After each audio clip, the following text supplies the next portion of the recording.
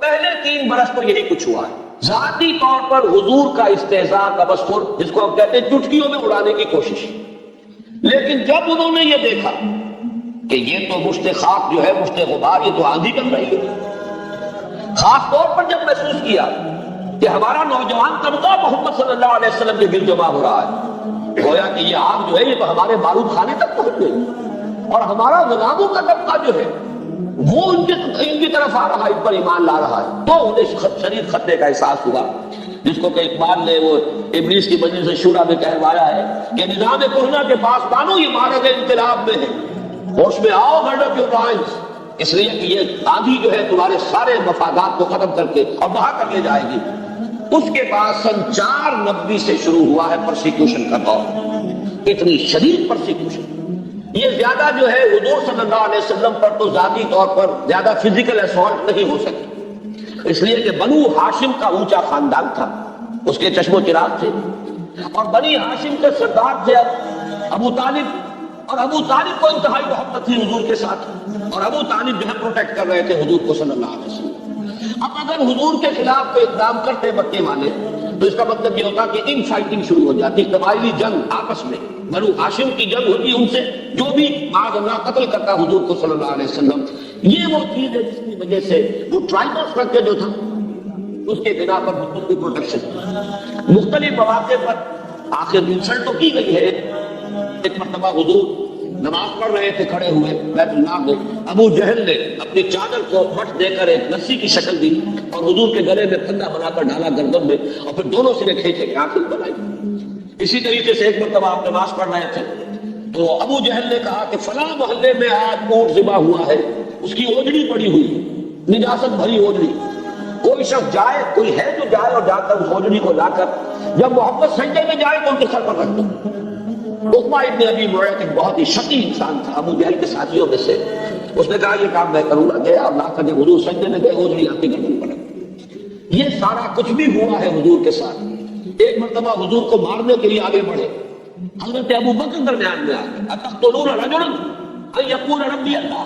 یہ وہی بات ہے کہ جو حضرت موسیٰ علیہ السلام کے زمانے میں مومن آل فرعون نے کہی تھی، کیا تم ایک شخص کو قتل کرنے کے در پہ ہو، حالانکہ اس کا جرم اس کے سوا کچھ نہیں کہ وہ کہتا ہے میرا بندہ. تو وہ جب حضرت ابو بکر درمیان میں آ گئے تو حضور کو تو چھوڑ دیا لوگوں نے، پھر حضرت ابو بکر کو اتنا مارا ہے، اتنا مارا ہے کہ یہ سمجھ کر چھوڑا ہے کہ یہ ہلاک ہو چکے. بعض لوگ کے قبیلے کے لوگ آئے، اٹھا کر لے گئے، اتنی مارداری کی، ہوش میں آئے تو سب سے پہلے یہ پوچھا کہ حضور کا کیا حال ہے صلی اللہ علیہ وسلم. اپنی کوئی فکر نہیں تھی ابو بکر کو، فکر اس حالت میں بھی تھی تو محمد رسول اللہ صلی اللہ علیہ وسلم. یہ بات بھی نوٹ کرنے کے قابل ہے. ابتدا تو اگرچہ حضور نے بنفس نفیس فرمائی دعوت و تبلیغ کے میدان میں، لیکن جو لوگ آپ پر ایمان لائے ان میں سے ہر شخص اپنی جگہ پر ایک داعی حق بن گئے. ان میں نمایاں ترین مقام ہے حضرت ابوبکر صدیق کا. آپ پر ایمان لانے کے بعد وہ خود مقصد داعی بن گئے، وہ خود محدث بن گئے. چنانچہ ہمیں یہ معلوم ہے کہ صحابہ کرام میں جو چوٹی کے 10 صحابہ جنہیں ہم عشرہ مبشرہ کے نام سے جانتے ہیں، ان میں سے 6 وہ ہیں جو حضرت ابوبکر صدیق رضی اللہ تعالیٰ عنہ کی دعوت و تبلیغ سے ایمان لائے. ان میں حضرت عثمان بھی ہیں، ان میں حضرت عبد الرحمن بن عوف بھی ہیں، ان میں حضرت طلحہ بھی ہے، حضرت زبیر بھی ہے، حضرت سعد بن ابی وقاص بھی ہے رضی اللہ تعالیٰ عنہ. سن 1090 تک جب بات پہنچی ہے، سن 1090 ابھی ہجرت نہیں ہوئی، ہجرت سے 3 سال پہلے کی بات، ابو طالب کا بھی انتقال، حضرت خدیجہ کا بھی انتقال. 2 ہی سہارے دنیا میں تھے. دیکھیے اصل سہارا تو حضور کے لیے اللہ کا تھا، اس لیے میں نے کہا دنیا میں گھر میں ایک جان نثار بیوی کہ حضور جب باہر سے آتے تھے اور جو بھی تکبر طبیعت پر ہوتا تھا، لوگوں کے کہنے سننے سے، لوگوں کے استہزاء سے، تمسخر سے، اس کا اثر لے کر آتے تھے. گھر میں ایک بیوی تھی دلجوئی کرنے والی، کچھ نہ کچھ الٹے ساتھ کو بانٹنے والی، وہ بھی نہ رہی. اور ابو طالب ایک سہارا بنے ہوئے تھے کہ بنو ہاشم کی سرداری ابو طالب کے پاس ہے. ابو طالب اپنے بھتیجے کا ساتھ چھوڑ نہیں رہے، حالانکہ آخری مرحلے پر آ کر ان کی ہمت بھی جواب دے گئی تھی. آخری سفارت جو آئی ہے، 2 سفارتیں آئی ابو طالب کے پاس قریش کے سرداروں کی. پہلی سفارت تو یہ آئی کہ ابو طالب اپنے بھتیجے سے کہو اسے جو چاہیے ہم اسے پیش کرتے ہیں. دولت چاہیے، دولت کے انبار اس کے قدموں میں لگا دیں، اسے سرداری چاہیے، ہم اسے اپنا بادشاہ بنا لیں گے، بادشاہ مان لیں گے۔ اور اگر کہیں اشارہ کر دیں کہ وہاں مجھے شادی کرنی ہے، جس خاندان میں جس زیادہ سے زیادہ خوبصورت اور صاحب ثروت دولت عورت سے کہیں شادی کرنی ہے، لیکن یہ ہمارے معبودوں کو غلط کہنا اور ہمارے دین کو غلط کہنا، اس کو چھوڑیں۔ حضور صلی اللہ علیہ وسلم نے جواب دیا کہ چچا جان، اگر یہ میرے ایک ہاتھ پر سورج رکھ دے اور ایک پر چاند رکھ دے تب بھی میں اپنے اس کام سے باز نہیں آ سکتا، یہ تو مشن ہے میرا اللہ کی طرف سے، میں اپنے لیے تو نہیں کر رہا۔ اس کے بعد جو آخری سفارت آئی ہے اس میں تو ابو طالب کی ہمت بھی جواب دے گی، اس لیے کہ انہوں نے صاف جائز کر دیا تھا کہ ابو طالب اب ہمارے صبر کا پیمانہ لگیز ہو چکا ہے، اور اب تو یا تو تم ساتھ چھوڑ دو اپنے بھتیجے کو، اور یا تم بھی میدان میں آ جاؤ، ہم مقابلہ کریں گے تمہارا۔ اس وقت بلایا ابو طالب نے حضور کو کہ بھتیجے مجھ پر اتنا بوجھ نہ ڈالو جسے میں برداشت نہ کر سکوں۔ جہاں تک میرا مطالعہ ہے، یہ مکی دور میں اس وقت حضور کی آنکھوں میں آنسو آئے۔ پہلی بار آپ نے فرمایا، محسوس کیا کہ یہ ایک دنیاوی سہارا تھا، چچا ساتھ دے رہا تھا، اس کی بھی ہمت جواب دے رہی ہے، لیکن حضور نے فرمایا چچا جان اب یا تو یہ کام پورا ہو کر رہے گا یا میں اپنے آپ کو اسی میں ہلاک کر لوں، اور کوئی راستہ نہیں ہے۔ ابو طالب کو پھر اللہ نے ہمت دی، وہ پھر ڈٹ گئے، لیکن یہ کہ سن 10 میں آ کر انتقال ہو گیا۔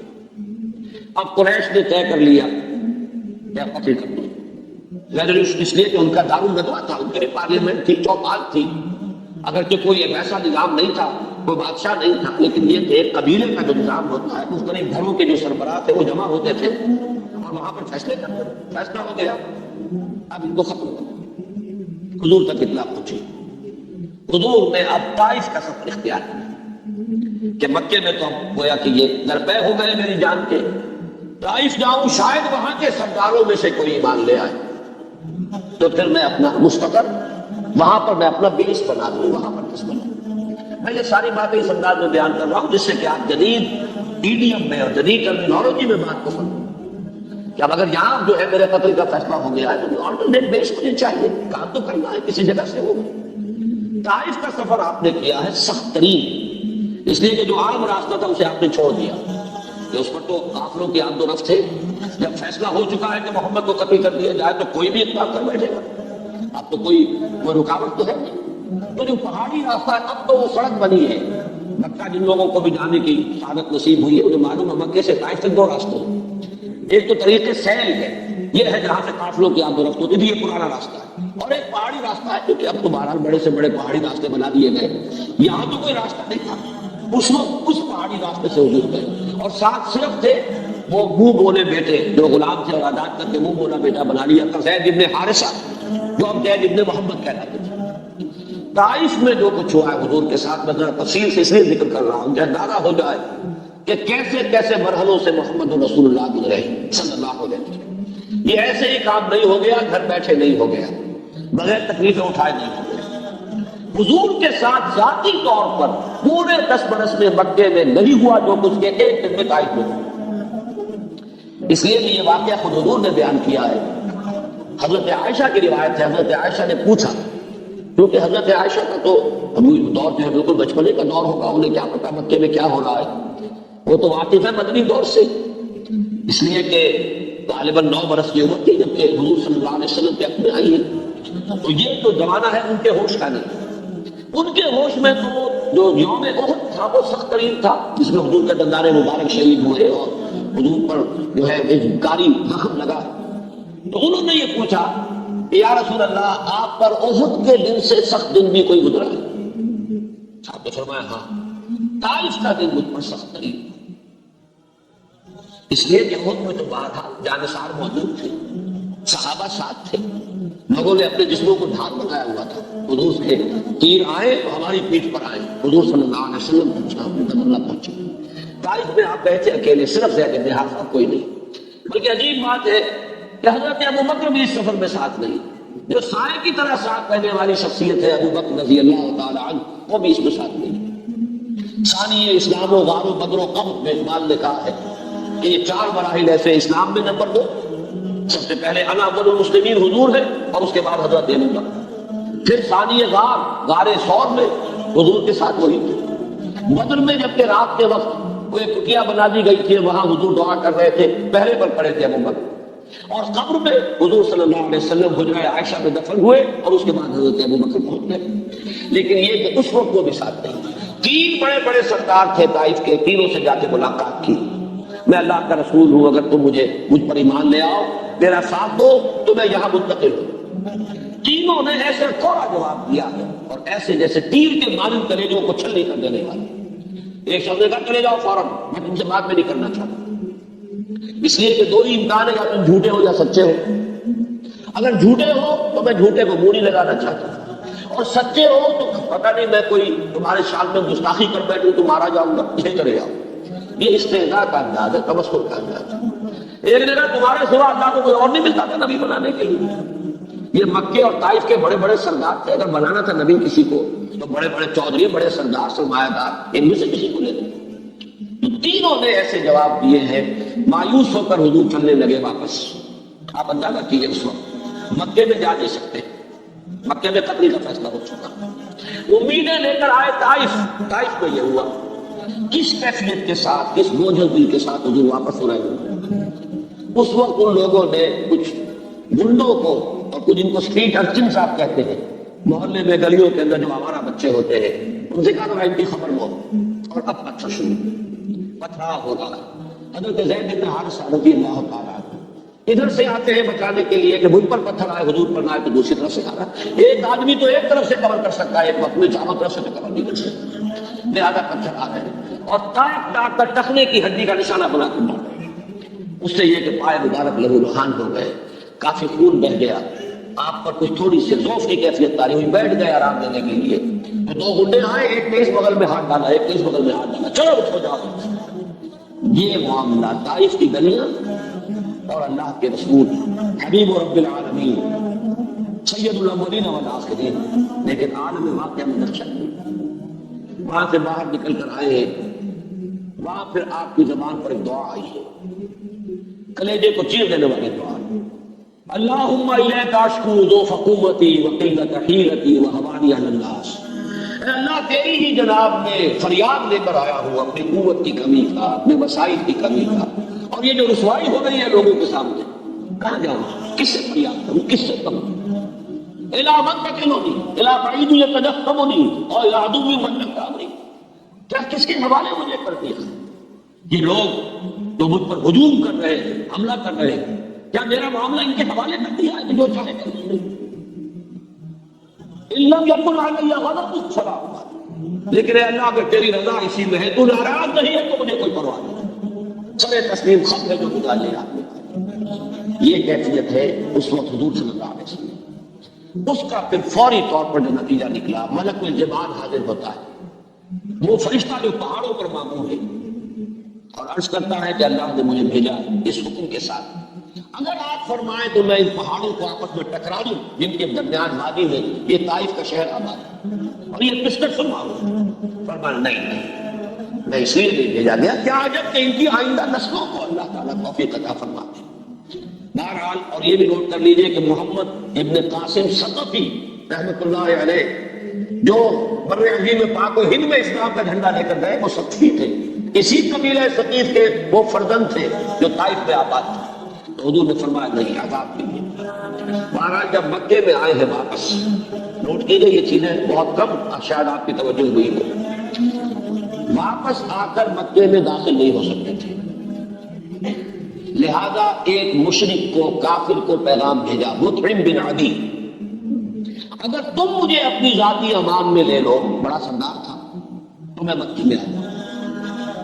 اس نے کہلوا دیا ٹھیک ہے. یہ عربوں کی شرافت تھی, ایک مزاج ہے. دشمن بھی امان مانگ لے اگر, تو پھر یہ وہ مروت کے خلاف سمجھتے تھے کہ اسے امان نہ دی جائے. امان مانگی حضور نے, جگہ نہیں. فرمایا نہیں, یوں نہیں, خود آؤ لے کر جاؤ. وہ شخص اپنے 7 بیٹوں کو ہتھیار لگا کر سجا کر باہر آیا ہے مکے سے, اور حضور کو لے کر گیا ہے اعلان کرتے ہوئے کہ محمد میری امان میں ہے, محمد کو میں نے امان دے دی ہے صلی اللہ علیہ وسلم. یہی وجہ ہے مطعم بن عدی دنیا سے چلے گئے بغیر اسلام لائے, جیسے ابو طالب دنیا سے چلے گئے بغیر کلمہ شہادت زبان سے ادا کیے. لیکن احسان ابو طالب کا بھی ہماری گھر ہے. 10 برس تک وہی سہارا بنے, انہوں نے ہی پروٹیکشن دی ہے. وہ خاندانی اگر یہ سہارا موجود نہ رہتا تو شاید اس سے بہت پہلے اقدام ہو جاتا. اسی طرح مطعم بن عدی کا بھی احسان ہے، اس نے امان دی محمد رسول اللہ صلی اللہ علیہ وسلم، اور مکے میں اگر آپ رہے اس کے بعد 3 برس تقریباً اس کی امان میں رہے، اس کی پروٹیکشن. پھر جب وہ فوت ہو گیا بغیر ایمان لائے، غزوہ بدر میں جب 70 قیدی تھے مکے والوں کے حضور کے پاس، حضور نے فرمایا تھا اگر آج مطعم بن عدی زندہ ہوتا اور اگر وہ سفارش کرتا میں 70 کے 70 قیدیوں کو چھوڑ دیتا اور کوئی بھی اس کا جو فدیہ نہ دیتا. اتنا بڑا احسان مانا ہے محمد رسول اللہ صلی اللہ علیہ وسلم. بہرحال یہ مکی دور کا یہ تذکرہ یوں سمجھیے کہ اس پر ختم ہو رہا ہے کہ 4 ادوار ہیں ریولیوشنری پروسیس کے جو ان 12 سالوں میں پورے ہو گئے. دعوت، توحید کی دعوت، تنظیم، رسالت کی بنیاد پر تنظیم، ابھی وہ بیعت والا مرحلہ نہیں آیا. تربیت جس میں سب سے اہم حصہ ہے آخرت کا یقین، پیسے ریزسٹنس، مار کھاؤ خاتمہ دلاؤ، صبر کرو صبر محض، اسمرو یا آل یاسر فإن موعدکم الجنہ. بیعت اقبہ ثانیہ ہوتی ہے جو تمہید ہے ہجرت کی. اس وقت جو تقاریر ہوئی حضرت عباس تب ایمان نہیں لائے تھے، حضور کے چچا رضی اللہ تعالی عنہ، انہوں نے انصار مدینہ سے مخاطب ہو کر کہا لوگوں اس بات کو جان لو محمد ہمیں بہت عزیز ہے، ہمارے اجتماعی کرم ہے، ہماری آنکھوں کا ٹکا. اب تک ہم نے ان کی پوری حفاظت کی کیونکہ بنی ہاشم نے نبی اکرم صلی اللہ علیہ وسلم کی حمایت جاری رکھی تھی. اب اگر تم انہیں اپنے ہاں لے کر جانا چاہتے ہو تو جان لو کہ تمہیں انہیں ان کی حفاظت کرنی ہوگی اپنے اہل و عیال سے، اور اگر اس کی ہمت نہیں پاتے تو انہیں جواب دو. لیکن انصار مدینہ یہ وعدہ کرتے ہیں کہ ہم اپنا تن من دھن نچھاور کرنے کے لیے آمادہ ہیں. اگر حضور ہمارے ساتھ مدینہ تشریف لے جائیں گے تو ہم ان کی اسی طرح حفاظت کریں گے جیسے کہ اپنے اہل و عیال کی. اس وقت وہی حضرت سعد بن زرارہ کھڑے ہوتے ہیں رضی اللہ تعالیٰ عنہ، اور وہ بھی انصار مدینہ کو متنبہ کرتے ہیں کہ لوگوں اچھی طرح سمجھ لو ایک بہت بڑی ذمہ داری قبول کر رہے ہیں. محمد کو دعوت دینا اور ساتھ لے کر جانا سرخ و سیاہ آندھیوں کو دعوت دینے کے مترادف ہے. معلوم ہوا کہ جو کچھ ہوا وہ اندھیرے میں نہیں ہوا، پوری طرح سمجھ کر ہوا، پوری حقیقت کو جاننے کے ساتھ ہوا. جو ذمہ داری انصار مدینہ نے سنبھالی اور اٹھائی اس کو پورے طور پر سمجھ کر اس کے نتائج اور عواقب پر نگاہ رکھ کر اٹھائی. بہرحال یہ سن 12 نبوی میں جو بیعت عقبہ ثانیہ ہوئی یہ تمہید بن گئی ہجرت کی. نبی اکرم صلی اللہ علیہ وسلم نے مسلمانوں کو عام اجازت دے دی تھی مدینے کی طرف ہجرت. ایک ایک کر کے قافلے جا رہے ہیں صحابہ کے اور وہ ہجرت کر کے مدینہ منورہ پہنچ رہے ہیں. خود منتظر رہے. یہ نکتہ بھی میں چاہتا ہوں کہ آپ کو سمجھا دوں. رسول جس جگہ پر مبعوث کیا گیا ہو اللہ تعالیٰ کی واضح اجازت کے بغیر وہاں سے ہل نہیں سکتا. یہی بس کچھ جلدی کا معاملہ کیا تھا حضرت یونس علیہ السلام نے. اپنی قوم کو اللہ تعالیٰ کی طرف سے اجازت آئے بغیر چھوڑ کر چلے گئے. تو اس پر آپ کو معلوم ہے پھر مچھلی کے پیٹ میں رہے اور وہاں پھر انہوں نے وہ استغفار کیا لا الہ الا انت سبحانک انی کنت من الظالمین. پھر وہ مچھلی نے انہیں اگلا ہے ساحل پر. وہ سارا معاملہ اسی وجہ سے حضور منتظر رہے. اور اس کا بھی ایک واقعہ آپ کو سنا دیتا ہوں، اس سے آپ کو سیرت کا ایک اور پہلو سامنے آئے گا. حضرت ابو بکر نے اپنے طور پر بغیر حضور کو بتائے 2 اونٹنیاں اس کے لیے تیار کی. خوب کھلا پلا کے فرما کر لیا کہ جب ہمیں جانا ہوگا تو ظاہر بات ہے تعاقب ہوگا، تکڑی اونٹنیاں ہوں گی، جاندار ہوگی، تیزی کے ساتھ ہم جا سکیں گے. اور حضور سے پوچھتے رہتے تو حضور اجازت آئی، حضور اجازت آئی. آپ فرماتے نہیں ابھی اجازت نہیں ہے. حضرت عائشہ فرماتے ہیں بہت چھوٹی عمر تھی اس وقت کہ ہم نے دیکھا دوپہر کے وقت حضور چلے آتے ہیں اپنے چہرے کو ڈھانپے ہوئے اندھیرات میں. یہ دوپہر کے وقت عرب میں کہیں جانا، کسی کو وزٹ کرنا، یہ اس وقت ہی سے بہت ہی غیر معمولی اور معیوب بات سمجھی جاتی ہے. قیلولہ جو ہے وہ عرب کے مزاج میں ہمیشہ سے ہے. بہرحال بہت ہی غیر معمولی بات تھی. حضور تشریف لایا، آپ نے فرمایا اجازت آ گئی. حضرت ابو بکر خوش ہوئے اور جیسے کہ کوئی شخص جو کسی نے کوئی محنت کی ہو پھر وہ اپنے اس محنت کے اوپر اسے کوئی خوشی ہوتی ہے کہ میں نے اس وقت کے لیے تیاری کی ہوئی ہے، میں بتاؤں گا حضور کو کہ میں نے 2 اونٹنیاں تیار کی ہوئی. حضرت ابو بکر نے فرمایا کہ حضور میں نے 2 اونٹنیاں تیار کی ہوئی. حضور نے توقف فرمایا، پھر یہ فرمایا اچھا ایک اونٹنی میں استعمال کروں گا لیکن میں اس کی قیمت ادا کروں گا۔ حضرت عمر بہت پڑے، انہوں نے عرض کیا کہ یا رسول اللہ، کیا یہ جسم اور جان اور یہ مال آپ کے سوا کسی اور کے لیے؟ آپ میرے ساتھ بھی یہ معاہدہ کو رکھتے ہیں، لیکن یہ غیرت ہے محمد رسول اللہ صلی اللہ علیہ وسلم کی۔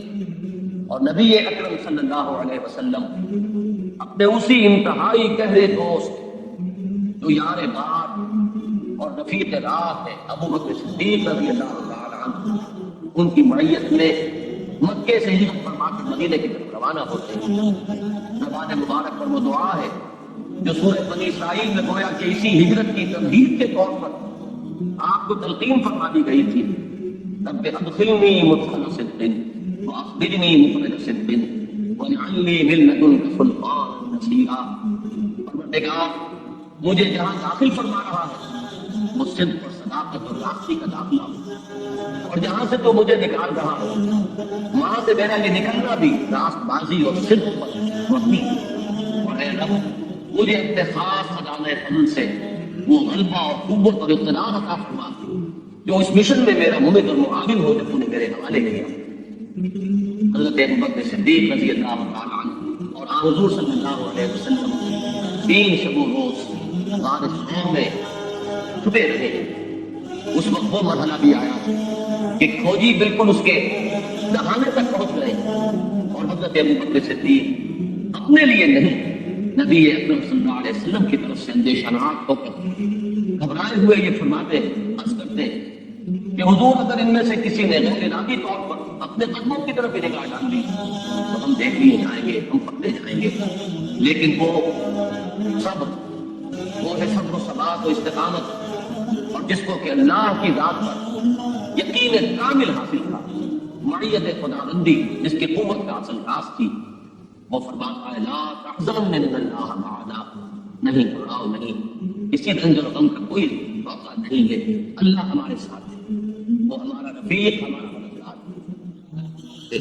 یہ مولانا مناظر حسن گیلانی کا میں حوالہ دے دوں آپ کو، ان کی ایک بڑی چھوٹی سی کتاب ہے النبی الخاتم، لیکن سیرت کی بڑی بڑی جو کتابیں ہیں تقریب ان پر بھاری، ایسے علمی نکات اس میں ہے جو آپ کو شاید بڑی بڑی کتابوں میں نہیں ملے۔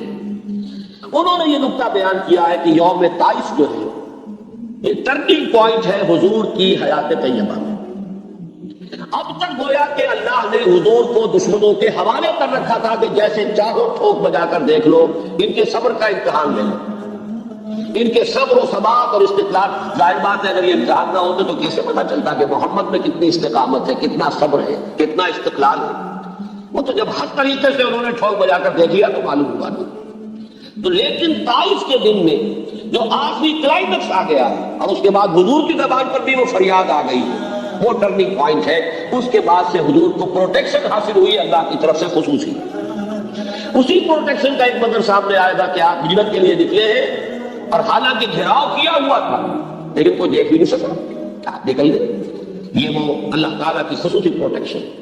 غار ثور میں ہے تو ڈھونڈنے والے ہیں اس کے منہ تک دہانے پر پہنچ گئے ہیں، ذرا سا بھی اگر کوئی جھانک کے بھی دیکھ لیتا تو حضرت ابوبکر اندر سے کہہ گئے حضور سے کہ حضور اگر کسی نے ذرا سا اپنے قدموں کی طرف بھی دیکھ لیا تو ہم پکڑے جائیں گے۔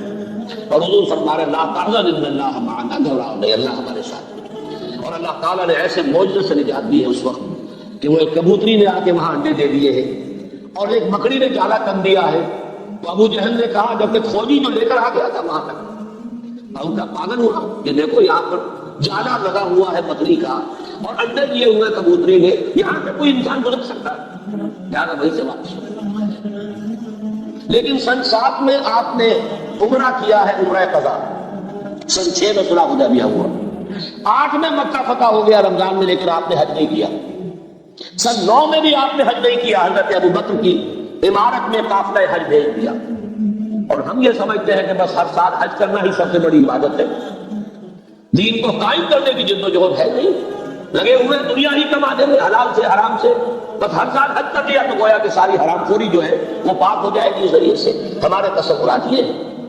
حضور کی ساری توجہ ہے اس اپنے مشن پر، دین کو غالب کرنے کی جدوجہد، ورنہ حضور سے زیادہ کس کو خواہش ہوگی حج کرنے کی؟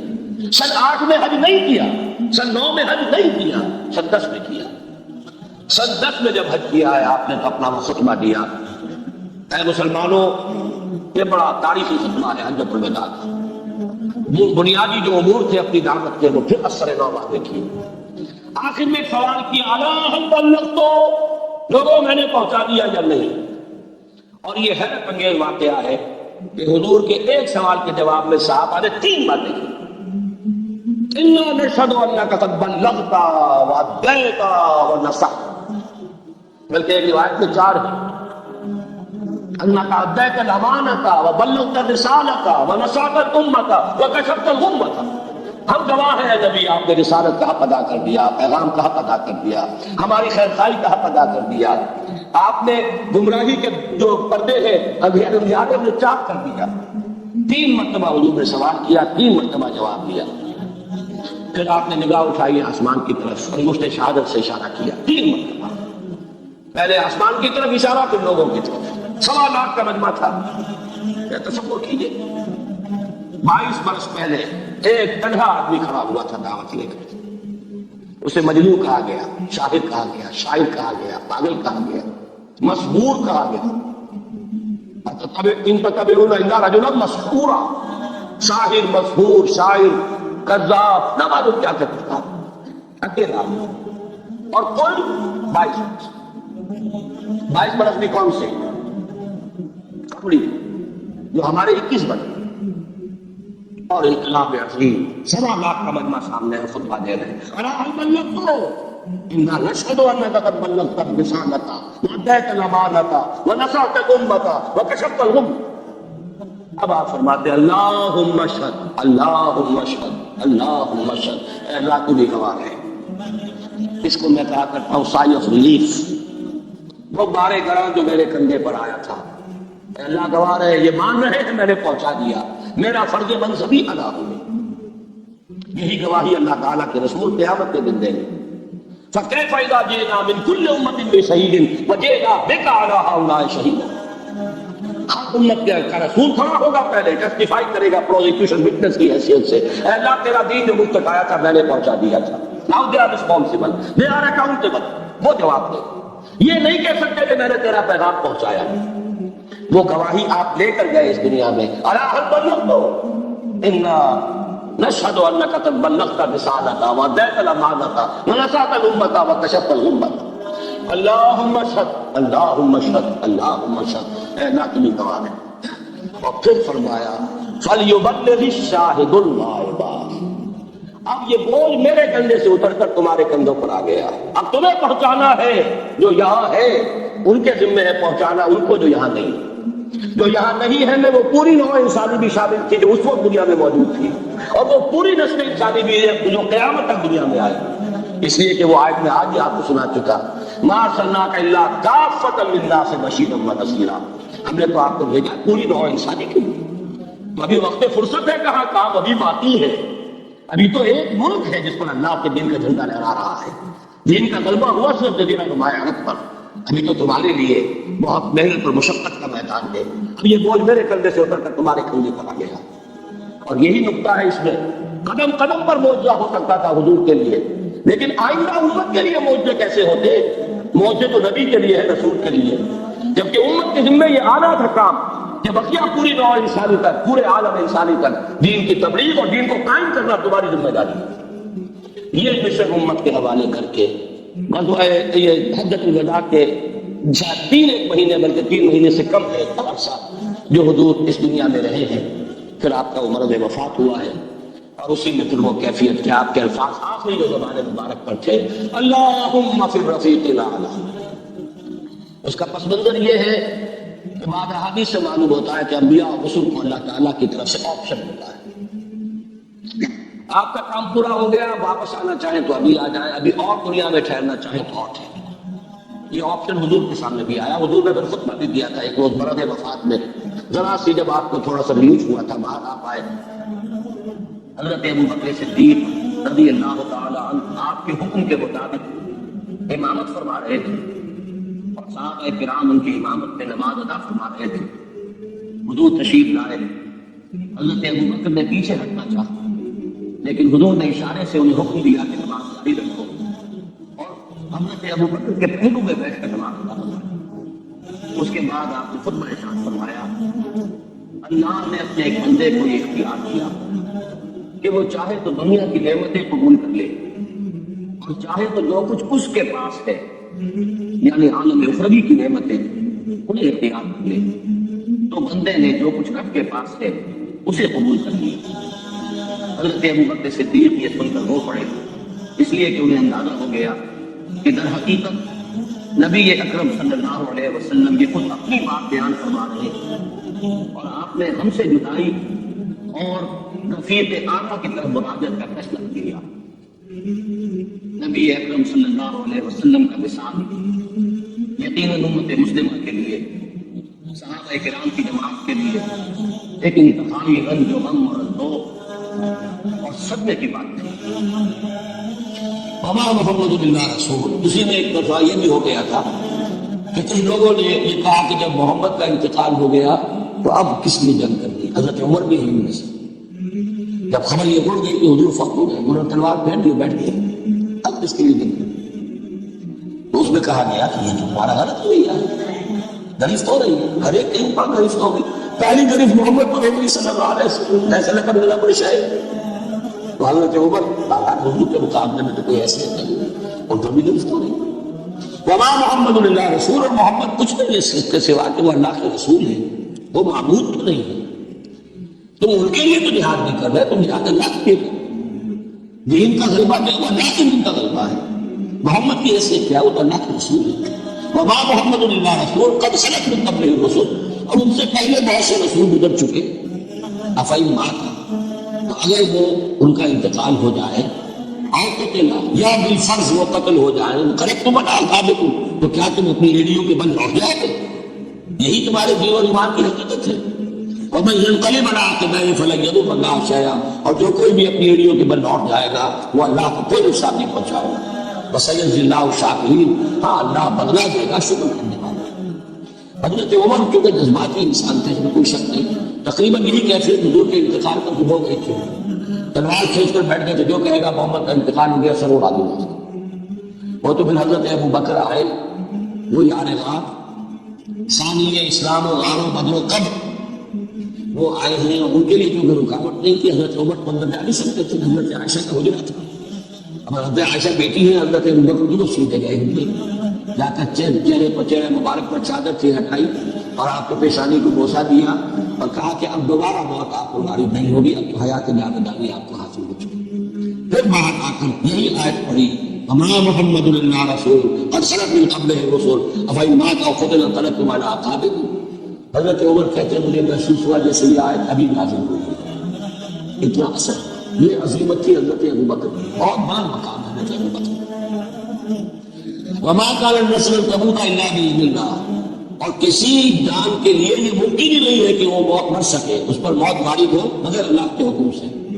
کتابا مؤجلہ وہ تو لکھی ہوئی شے ہے اجل معین کے ساتھ ہر ایک کا وقت ہے. Death is the best guard. آپ کا باڈی گارڈ جو ہے سب سے بہترین وہ موت ہے. موت کا وقت ہے ابھی آئے گی اس سے پہلے کوئی آپ کے لیے موت لا نہیں سکتا. لہذا سب سے بڑی حفاظت انسان کے لیے خود اس کی موت ہے. وما كان الرسل تموت الا باذن الله كتابا مؤجلا ومن يريد ثواب الدنيا نؤته منها.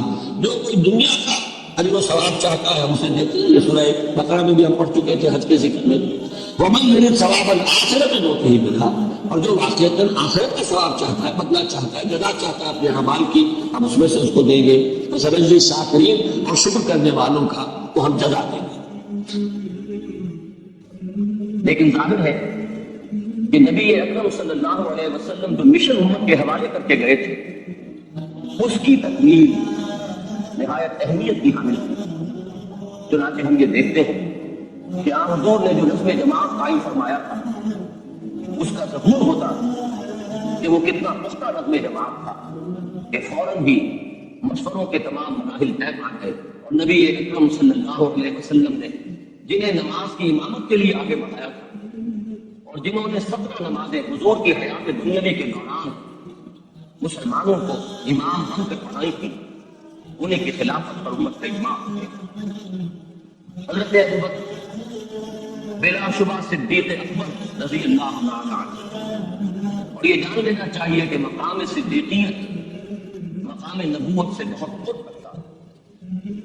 بلکہ شیخ احمد سندھی رحمۃ اللہ علیہ، المعروف مجدد الفسانی رحمۃ اللہ علیہ، ان کا قول تو یہ ہے کہ حقیقت صدیقی ذل حقیقت محمدیہ سے، مقام صدیقی در حقیقت مقام نبوت کا ذل اور سایہ. چنانچہ ہم یہ دیکھتے ہیں کہ حضرت ابوبکر صدیق رضی اللہ تعالیٰ عنہ کی کل 2.5 سالہ خلافت کے دوران نبی اکرم صلی اللہ علیہ وسلم جزیرہ نماء عرب میں جس انقلاب کی تکمیل فرما گئے تھے، اس کے اثر نو استحکام کا عمل میں تمام و کمال پورا ہوا.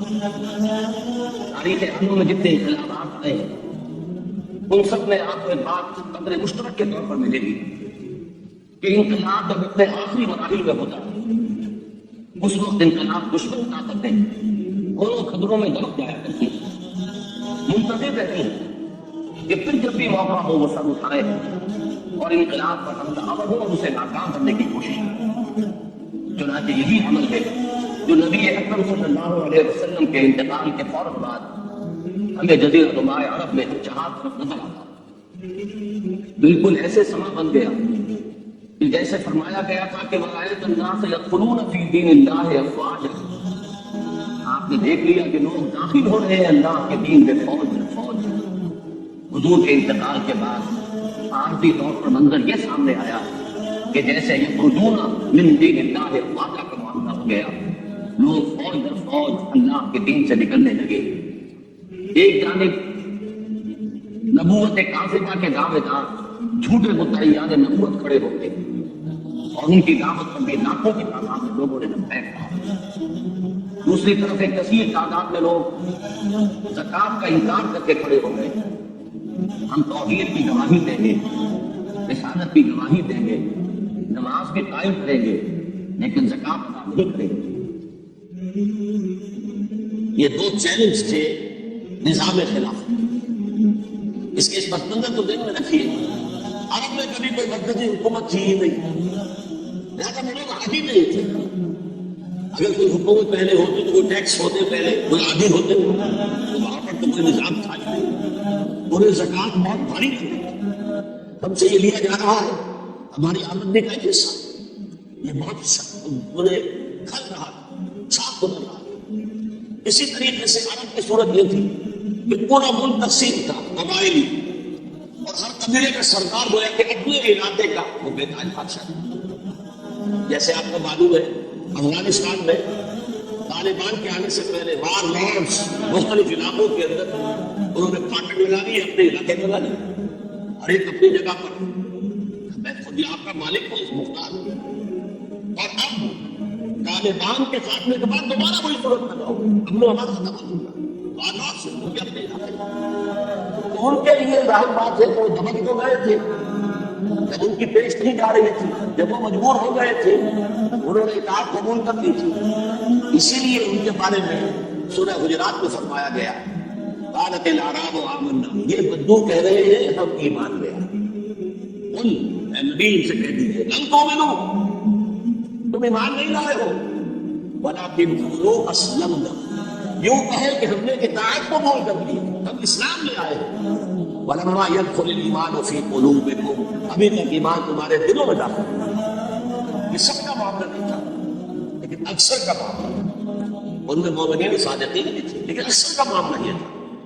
یہی وجہ ہے دیکھیے جیسے قرآن مجید کی صورت نازل ہوئی تھی تکمیل انقلاب کے بعد، اذا جاء رسول الله والفتح ورأيت الناس يدخلون في دين الله افواجا. جب اللہ تعالیٰ کی نصرت اور مدد آ گئی، فتح حاصل ہو گئی اور حضور کو صحابہ کو جزیرہ نماء عرب کے اندر غلبہ حاصل ہو گیا، اب لوگ فوج در فوج آ رہے ہیں، اطاعت قبول کر رہے ہیں، دائرہ اسلام میں داخل ہو رہے ہیں. لیکن نوٹ کیجئے حضور کے انتقال کے بعد جو یہ 2 کاؤنٹر ریولوشنری موومنٹس اٹھی، ایک جھوٹے مدعیان نبوت اور ایک منکرین زکات، ان کے نتیجے تقریباً تو پورا ہم تم تک ہو. یخرجون من دین اللہ افواجا، اب فوج در فوج وہ اللہ کے دین سے نکل گئے، یہاں تک کہ اسلام صرف ملک حجاز تھوڑا سا علاقہ، اس کے بھی بڑے شہروں تک میں دل رہے۔ یہ خطرناک صورتحال تھی جس سے کہ حضرت ابو بکر صدیق رضی اللہ تعالیٰ عنہ سامنے، وہ اگرچہ بڑے نحیف الجسم، بڑے رقیق القلب انسان، بہت رحیم اور شفیق، حضور کی شخصیت کا عکس کامل تھے، جیسے حضور کی طبیعت میں نرمی، رقت، شفقت، رحمت، ایسے ہی ہوں۔ لیکن جب ذمہ داری کا بوجھ آیا ہے، چیلنج آیا ہے تاریخ کا، اس وقت معلوم ہوا کہ ان کی تو شخصیت عالمی ہے، بڑی قوی، بہت مضبوط، ان کا عزم، ان کی ہمت، ان کا استقلال، ان کا اللہ پر توکل۔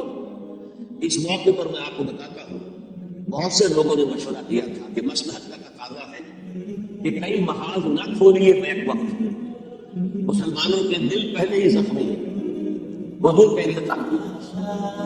پھر حضور نے ایک جیسے اسامہ تیار کیا تھا، ہم نے کہا تھا کہ آپ اسے روک دیں، آپ نے کہا نہیں، جو لشکر حضور نے تیار کیا ابو بکر اس نے روک کے کام کیا۔ پھر جو مدعیان نبوت ہوئے وہ تو یقیناً کافر ہو گئے، لہٰذا ان سے بھی قتال کرنا پڑے گا۔ کم سے کم منکرین زکوٰۃ کے ضمن میں نرمی، انہوں نے کفر نہیں کیا، کلمہ شہادت پڑھتے ہیں، نماز کا انکار نہیں کیا، زکوٰۃ کا بھی انکار نہیں کیا، یہ کہا کہ ہم آپ کو نہیں دیں گے، اپنے زکوٰۃ جمع کریں گے، اپنے غریبوں کو تقسیم کریں گے۔ لیکن حضرت ابو بکر اور یہاں تک کہ حضرت عمر نے مشورہ کیا کہ مصلحت کا تقاضا ہے کہ مانعین زکوٰۃ کے ساتھ نرمی۔ حضرت ابو بکر نے فرمایا عمر تم ایام جاہلیت میں تو بڑے سخت تھے، بڑے مضبوط تھے، بہت طاقتور تھے، خدا کی قسم اگر یہ زکوٰۃ میں حضور کے زمانے میں اونٹ کے ساتھ اونٹ کو باندھنے والی رسی بھی دیتے تھے، اور اب اگر یہ کہیں گے کہ اونٹ لے جاؤ رسی نہیں دیں گے تب بھی میں بتا دوں، اس لیے کہ ایوب الدین مانا حی، کیا دین میں تبدیل کر دی جائے گی جب کہ میں زندہ ہوں؟ ابو بکر کے جیتے جیے نہیں۔